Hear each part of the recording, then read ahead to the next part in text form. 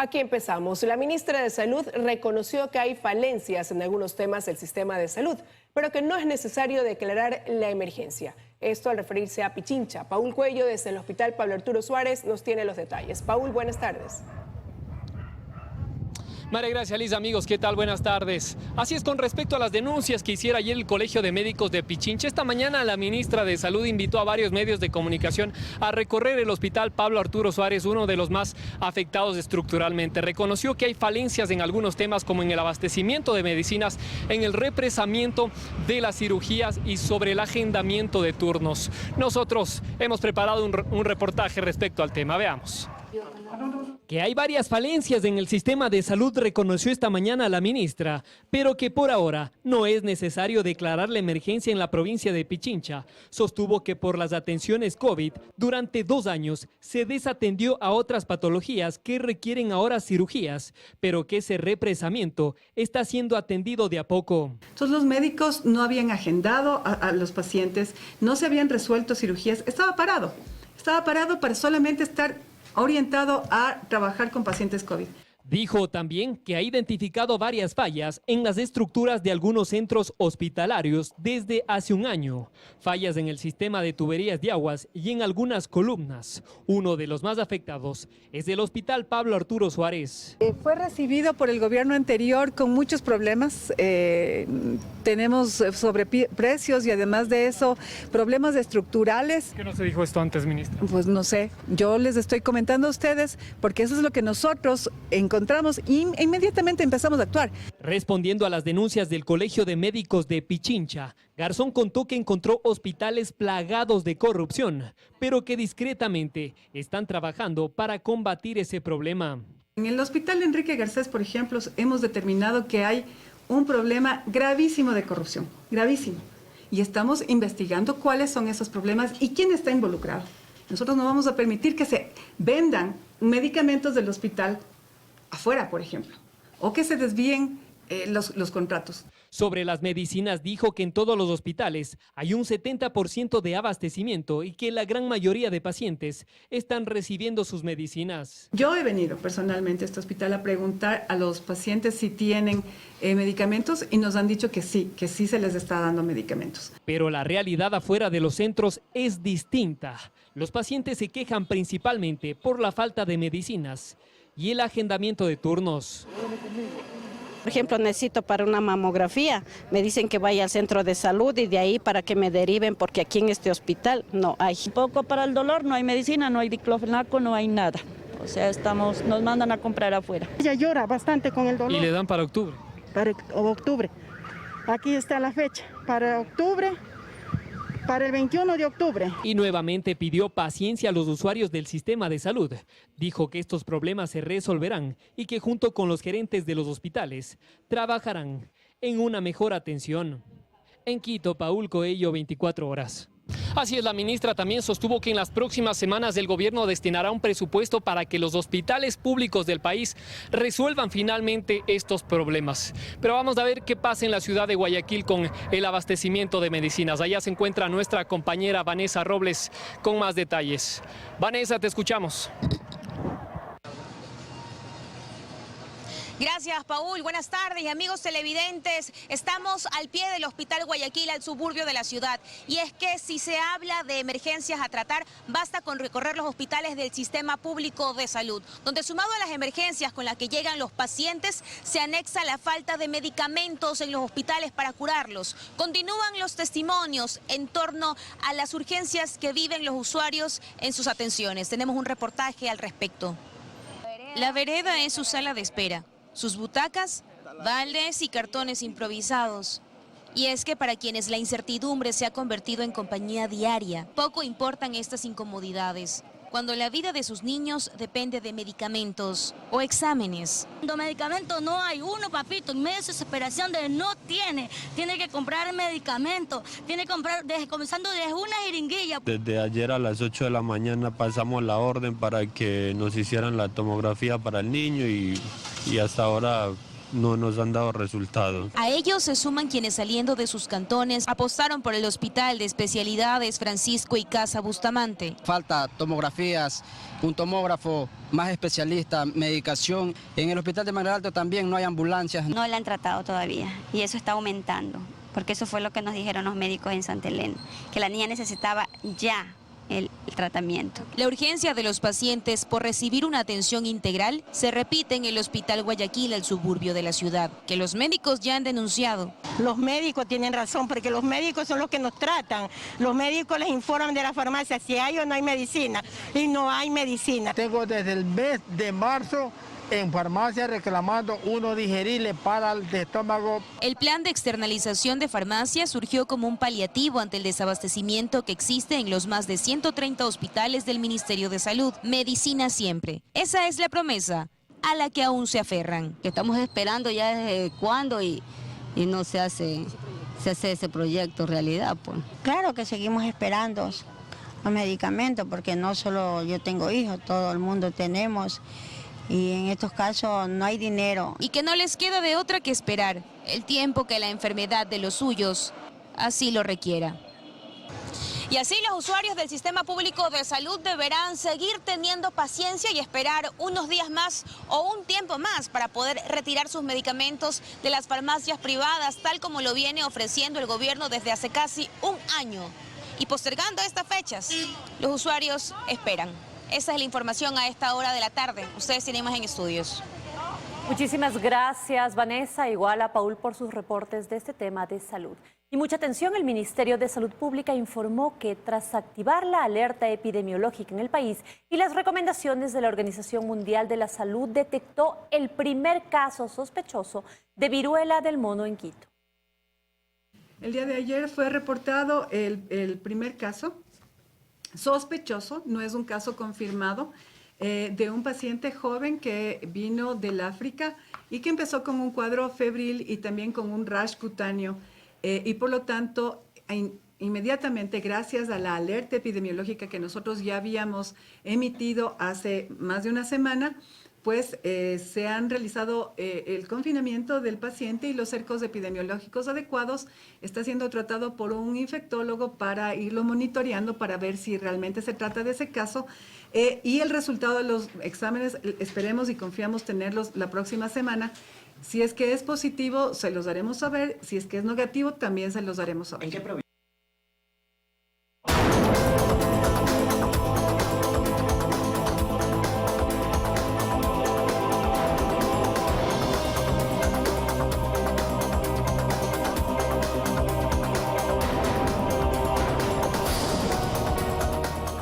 Está listo en Colombia para que los ciudadanos acudan este domingo a elegir presidente de la República.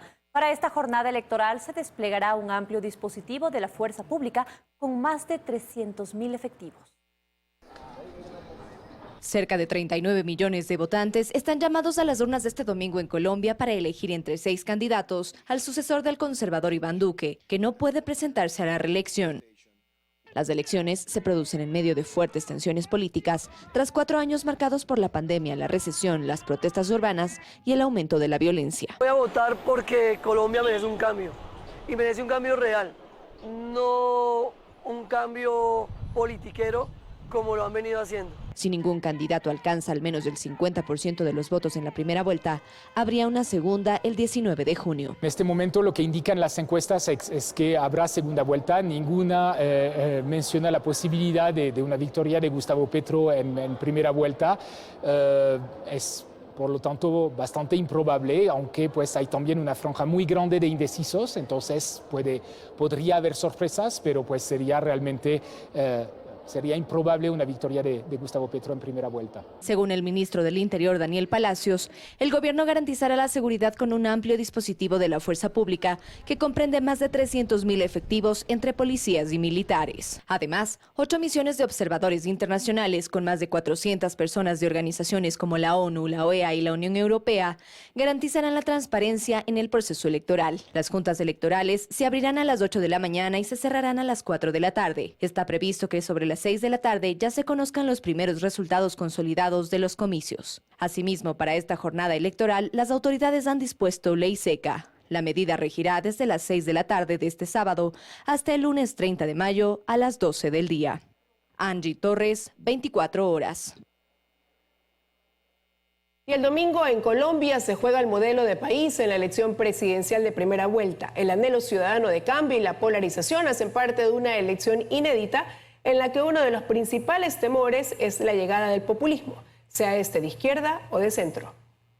Son varios los conocedores del sistema político y estudiosos de la geopolítica que señalan que Colombia es, en ese sentido, la joya de la corona en la región. Es un país que sufrió los embates violentos de los radicales guerrilleros de izquierda durante 50 años y que ahora enfrenta un escenario inédito, que lo explica desde el Instituto de Políticas Públicas el profesor Raúl Velázquez. Son una de las elecciones más interesantes que yo recuerde desde que tengo conciencia política. La economía, los empresarios, la clase tradicional, los ciudadanos, porque Colombia es un país pues, muy tradicionalista, muy conservador, pues asustados de que llegue a Colombia una propuesta de izquierda que no ha ocurrido. Eso sería revolucionario, entonces hay mucho susto. También quienes han estado dentro del sistema político en los últimos años temen un posible irrespeto a la institucionalidad democrática. Así lo manifiesta la senadora Paloma Valencia. Esta es la primera vez donde un proyecto populista de izquierda radical que encarna a una persona que estuvo alzado en armas contra los colombianos, pues esté presto a llegar con unas propuestas que le recuerdan a uno a Chávez y que recuerda todo el modelo fracasado. Y desde Colombia, donde reside la periodista ecuatoriana Ana María Serrano, nos explica también su visión del panorama y los principales temores que tienen los ciudadanos. Estas elecciones son absolutamente atípicas.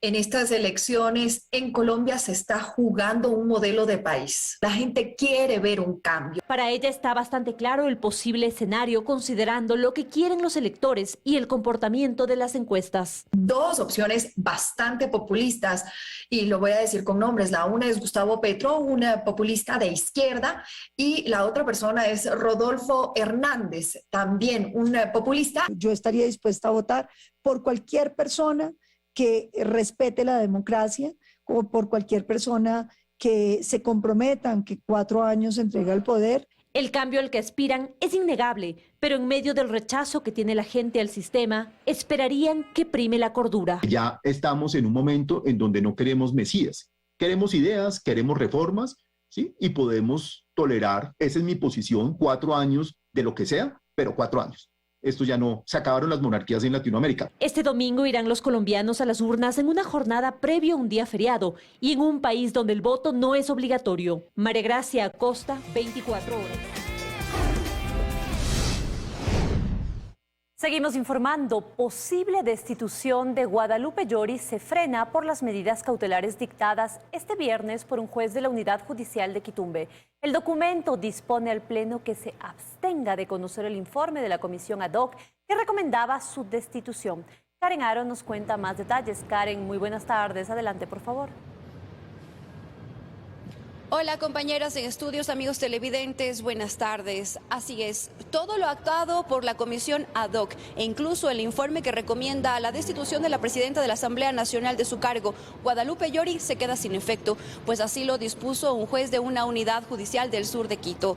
Además, dispone a la Asamblea Nacional que se abstenga de conocer dicho informe. Hace pocos minutos, los legisladores que solicitaron estas medidas cautelares, 2 asambleístas de Pachacuti y el coordinador de esta misma organización política, dieron declaraciones. Escuchemos.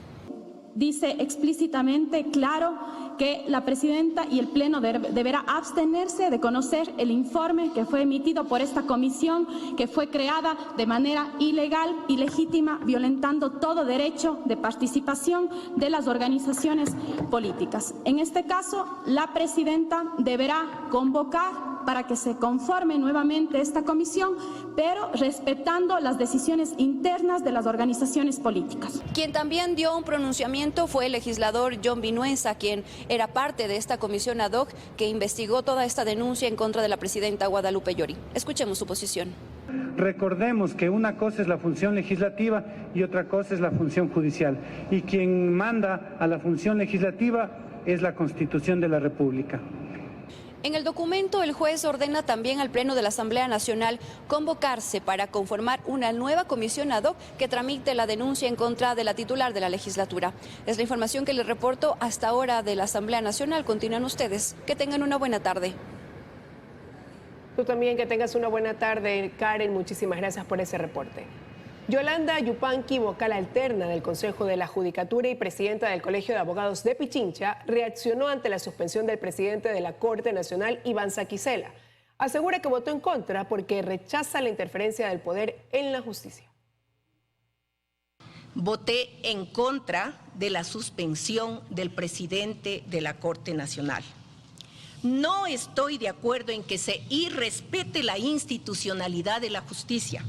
Por ello, hago un llamado a todas las instituciones que de una u otra manera rigen la función judicial, se involucran con la función judicial.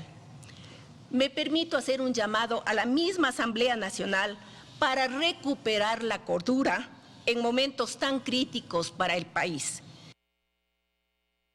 La Corte Nacional de Justicia envió a la Cancillería el documento oficial de la solicitud de extradición del expresidente Rafael Correa. El proceso de la solicitud de extradición del exmandatario inició en abril, cuando el presidente de la Corte, Iván Saquicela, suspendido por el Consejo de la Judicatura, dio a conocer de esta providencia. El documento fue remitido para su debida traducción al idioma francés. La solicitud se fundamenta en que contra Correa hay una sentencia ejecutoriada por el delito de cohecho, derivada del caso Sobornos 2012-2016. Estamos de regreso con más información. Vía alianzas público-privadas, el gobierno ofrece invertir 5.200 millones de dólares en proyectos de vialidad hasta el 2025. El modelo de gestión será la concesión. En la lista de obras se incluye, por ejemplo, la transformación del ferrocarril ecuatoriano en un tren multipropósito. Las carreteras podían esperar, pero ya llegó la hora. Que ha llegado el momento de invertir en obra pública, ha dicho el presidente Guillermo Lasso, en el lanzamiento de su Plan Vial 2025, donde se aglutinan los proyectos de inversión en nuevas carreteras, puentes y otras obras, así como trabajos de reparación y reconstrucción. Vía alianza público-privada, aproximadamente 5.200 millones de dólares se invertirán en una lista de proyectos entre los que están las carreteras Quevedo-Manta, Montecristi-La Cadena, Loja-Catamayo y el Descanso Gualaceo-Paute. En el caso de la Montecristi, La Cadena, hemos recibido una iniciativa privada, igual que también en el caso de la Loja Catamayo. Estamos por recibir una iniciativa privada también en el caso de la Quevedo-Manta. El gobierno apunta a terminar con estas vías en los próximos 3 años.